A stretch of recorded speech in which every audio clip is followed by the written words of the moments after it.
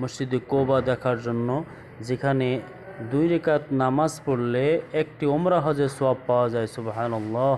এই সেই মসজিদে কোবা, যে মসজিদ কাবা ঘরের পরেই যে মসজিদটা সর্বপ্রথম নির্মিত হয়েছে, এটা হচ্ছে মসজিদে কোবা। একটু আগে শুনেছেন আপনারা ইতিহাস, একটু আপনাদেরকে ঘুরে ঘুরে দেখানোর চেষ্টা করতেছি। দূর থেকে দেখা যাচ্ছে মসজিদে কোবা। আমাদের হাজিগণ সব কিন্তু অস্থির হয়ে আছে, ভিতরে দেখবে এবং নামাজ পড়বে। আমরা কিন্তু প্রায় মাগরিবের কাছাকাছি, তারপরও এসে আমরা দুখুলুল মসজিদ 2 রাকাত নামাজ পড়েছি। এর পরপরই কিন্তু মাগরিবের আজান হয়ে গেছে। আমরা মাগরিবের নামাজটাও এখানে পড়ার সৌভাগ্য হয়েছে, আল্লাহর শুকরিয়া। 2 রাকাত নয়, খুব বেশিই পড়েছি। এই যে দেখতে পাচ্ছেন চারপাশের পরিবেশ মসজিদে কোবার। আশেপাশে যারা আছে তারা 2 রাকাত নামাজ পড়ার জন্য অস্থির হয়ে যায়, ওখানে যায়। 2 রাকাত নামাজ পড়লে যেহেতু ফজিলত রয়েছে। এই যে আপনার দরজা দিয়ে ঢুকছি, ভিতরের দৃশ্যটা দেখানোর চেষ্টা করছি। এই যে ভিতরের দৃশ্য, মসজিদে কোবায় মাগরিব পড়ার সৌভাগ্য হয়েছে আমাদের, আলহামদুলিল্লাহ। এই যে আগেই আমরা যখন ফ্রি ছিল নামাজের আগে ভিতরে ঢুকেছি। দোস্ত বুজুর্গ, এখন মাগরিবের আজান হবে। আপনারা আজানটা ধৈর্য সহকারে শুনুন।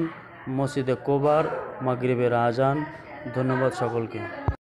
নবীজি কিন্তু বাইতুল মুকাদ্দাস ফিরে নামাজ পড়তেন। মনের আশা ছিল আল্লাহ যদি কাবা ঘরকে কেবলা বানিয়ে দিতেন, অনেক খুশি হইতেন, অনেক ভালো লাগতো। এই মনের আশা, ভরসা এবং বেদনা ছিল এটাই, যাতে বাইতুল মুকাদ্দাস থেকে আল্লাহ পাক বাইতুল্লাহ কাবা ঘরের দিকে তার কেবলা পরিণত করে। তো একদিন আসরের নামাজ চলছে, 2 রাকাত হয়েও গেছে। এমন সময় জিবরিল আমিন চলে আসলেন। এসে সাথে সাথে নবীজিকে বললেন, হুজুর, আপনার দোয়া আল্লাহ কবুল করেছে, আপনি বাইতুল্লাহর দিকে মুখ করে নামাজ পড়ুন। সাথে সাথে নবীজি ফিরে গেলেন, বাইতুল মুকাদ্দাস থেকে বাইতুল্লাহর দিকে মুখ করে নামাজ পড়া শুরু করলেন। এই সেই এখন বর্তমান কেবলা বাইতুল্লাহর দিকে। সাহাবারাও সাথে সাথে ফিরে গেল। নবীজি বললেন, তোমরা কেন ফিরলে?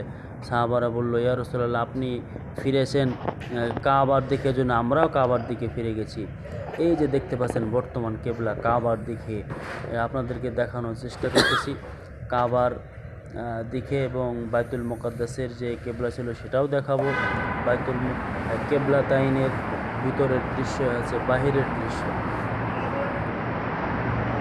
সেই মসজিদ যেখান থেকে কেবলা পরিবর্তন হয়েছিল আসরের নামাজের মাধ্যমে, 2 রাকাতের মাধ্যমে মাঝামাঝি অবস্থায় কেবলা পরিবর্তন হয়ে যায়।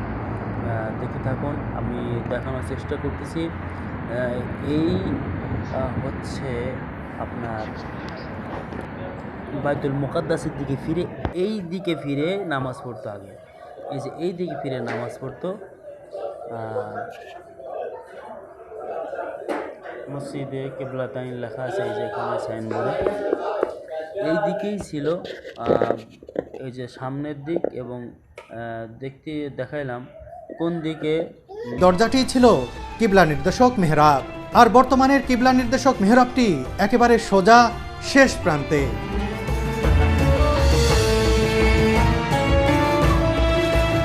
কি হচ্ছে আপনার যে প্রথম যে কেবলা ছিল ওইদিকে ছিল, এটাই এই যে দেখা যাচ্ছে উপরে প্রথম ছিল এই বরাবর, এদিকে হচ্ছে সেটা এখন ভেঙে ফেলা হয়েছে। পরে হ্যাঁ এখনো নিদর্শন দেয়া আছে, পরে যখন হয়ে আসছে পরে চেঞ্জ হয়ে ওই পাশে।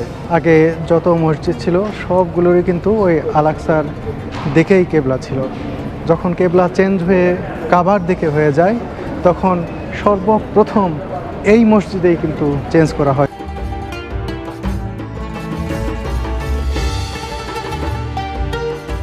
জেরুজালেমের দিকে নির্মিত কিবলা নির্দেশক তথা মেহরাবটি খুব ভালো করে দেখে নিলাম, যার নিচের অংশ এখন দরজা। পরবর্তীতে যে কিবলা তৈরি করা হয়, এটি হচ্ছে দুনিয়ার প্রথম কিবলা কাবার দিক করে যেটি করা হয়েছে। মসজিদ আল কিবলাতাইন বছর জুড়ে দেশ বিদেশের মুসলমানদের আগমনে মুখরিত থাকে। হজের সময় এখানে ভিড় অনেক বেড়ে যায়। এবার তাহলে জেনে নিই কিবলা পরিবর্তনের সেই ইতিহাস সম্পর্কে।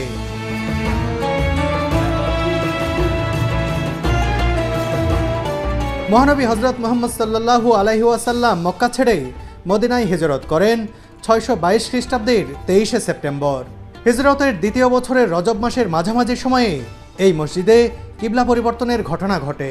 গবেষকদের মতে কিবলা পরিবর্তনের দিন হযরত মুহাম্মদ সাল্লাল্লাহু আলাইহি ওয়াসাল্লাম এই মসজিদে জোহর কারো কারো মতে আসরের নামাজ আদায় করছিলেন। জেরুজালেম নগরীর আল আকসা মসজিদমুখী হয়ে নামাজ আদায় করছিলেন তিনি। 2 রাকাত নামাজ শেষ করেছেন। ঠিক এমন সময় আল্লাহর পক্ষ থেকে হযরত জিবরাইল আলাইহিস সালামের মাধ্যমে নির্দেশ আসে কিবলা পরিবর্তনের। রাসূল সাল্লাল্লাহু আলাইহি ওয়াসাল্লামকে মক্কা নগরীর পবিত্র কাবামুখী হয়ে নামাজ আদায়ের নির্দেশ জানিয়ে দেন হযরত জিবরাইল আলাইহিস সালাম। এই নির্দেশ পাওয়ার সাথে সাথেই রাসূল সাল্লাল্লাহু আলাইহি ওয়াসাল্লাম নামাজের মধ্যেই কিবলা পরিবর্তন করেন। সাথে সাথে তার পেছনে নামাজ আদায় করতে থাকা সাহাবীরাও কিবলা পরিবর্তন করেন। এ ঘটনার পর থেকেই মসজিদটি পরিচিতি লাভ করে মসজিদ আল কিবলাতাইন বা 2 কিবলার মসজিদ হিসেবে। কিবলা পরিবর্তনের নির্দেশের ঘটনাটির উল্লেখ আছে সূরা আল বাকারার 144 নম্বর আয়াতে।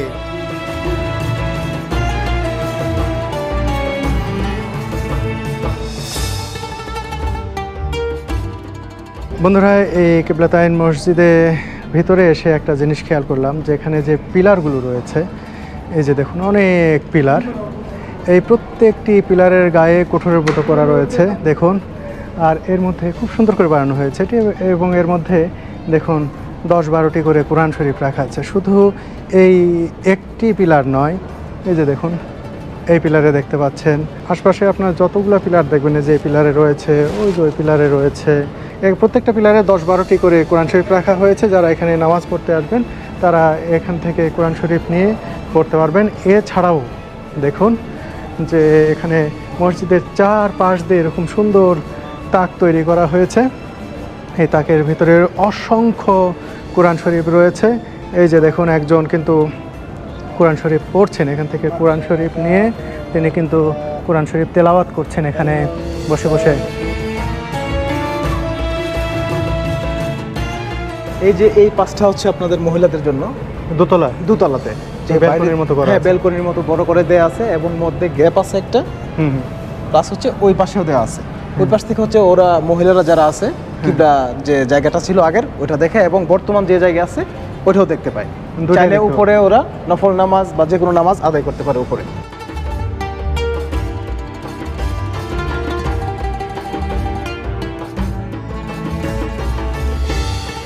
ইহুদিরা কিবলা হিসেবে জেরুজালেমের আল আকসা মসজিদের দিকে মুখ করে প্রার্থনা করে থাকে। মহান আল্লাহ তাআলা পবিত্র কাবার দিকে কিবলা পরিবর্তন করে মুসলমানদের স্বাতন্ত্রতা দান করেন। এছাড়া নামাজরত অবস্থায় কিবলা পরিবর্তন করে হযরত মুহাম্মদ সাল্লাল্লাহু আলাইহি ওয়াসাল্লাম ও সাহাবাগণ আনুগত্যের এক অনন্য নজির স্থাপন করেন। এখন কিবলা আছে এবং কোন দিকে ছিল দেখতে পেলেন। আর একটু চেষ্টা করব ভালো করে দেখানোর। এই যে ভিতরের দৃশ্যটা দেখতে পাচ্ছেন, কি সুন্দর অপরূপ দৃশ্য, সুন্দর। আগের সেই মসজিদ কত মোটা করে পাথর দিয়ে তৈরি করেছিলেন, সেই দৃশ্য এখনও বিদ্যমান রয়েছে। শত শত বছর ধরে দাঁড়িয়ে আছে মসজিদ। এই যে কিবলাতাইনের বাহিরের দৃশ্য, এর পাশেও কিন্তু কবুতরের খেলা, কবুতর মাঠ এখানেও আছে। সামনে দেখা নতুন করে আবার নিয়ত বাঁধতে হবে, এহরাম বাঁধতে হবে। কাজেই যেখানে সেখানে বাঁধলেও হবে না, হেরম শরীফের বাইরে চলে যেতে হবে। এর সীমানার বাইরে যেতে গিয়ে নতুন করে নিয়ত করে নতুন আবার এহরাম বেঁধে তারপর আসতে হবে। তাই আসতে হলো আয়েশা মসজিদ। দেখছেন শত শত হাজিগণ তেনারা এহরাম বাঁধতে এসেছেন। কেউ বা দ্বিতীয় ওমরা করবে। যাদের টাকমাতা বা মাথা মুন্ডানো দেখছেন তারা কিন্তু একটা ওমরা হয়ে গেছে তাদের। দ্বিতীয়বার আবার ওমরা দেখতে পাচ্ছেন সকলের মাথা হলক করা, তারা কিন্তু একবার ওমরা হয়ে গেছে। আমার হাজিগণ দেখা যাচ্ছে কেন আছে। পরে আবার ওমরা করতে হবে, তাই এহরাম বাঁধতে আমরা এসেছি আয়েশা মসজিদ থেকে এহরাম বেঁধে আমরা আবার কাবার দিকে রওনা দেব ইনশাআল্লাহ। আমার মায়ের জন্য দোয়া করবেন, আমার জন্য যেহেতু ওমরাটা করব। আয়েশা মসজিদের ভিতরের অবস্থা দেখতেই পাচ্ছেন, ভিতরের অবস্থাটা আমরা একটুবার এহরাম বাঁধতেছে সবাই, যে এহরাম বাঁধছে, এহরাম বাঁধা হয়ে গেলে দরজা বাঁধা হয়ে গেলে এহরাম বাঁধা হয়ে গেলে আমরা আবার মক্কার পথে রওনা দেবো। এই যে আয়েশা মসজিদের বাহিরের অংশ দেখতে পাচ্ছেন, বাহিরের অংশটা আয়েশা